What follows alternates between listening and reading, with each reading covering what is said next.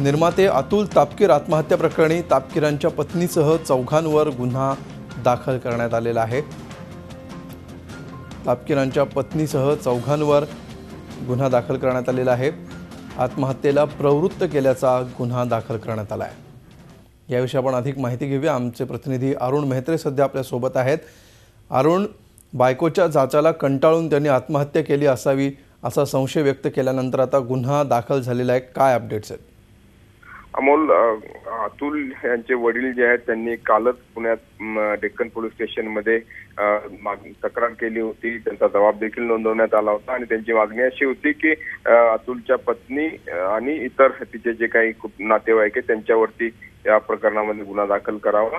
त्यानुसार पोलिसांनी चौकशी केली। अतुलनी जी फेसबुकवरती पोस्ट टाकली होती तिचा आधार घेतला आणि याशिवाय आणखी काही लोकांचे जबाब घेतले आणि त्या पार्श्वभूमीवरती त्या आधारावरती त्यांनी पत्नी आणि इतर तिघे अशा चौघांवरती गुन्हा दाखल केला आणि आज त्याच्या या चौघांपैकी दोघांना अटक करण्यात आल्याची देखील माहिती आहे।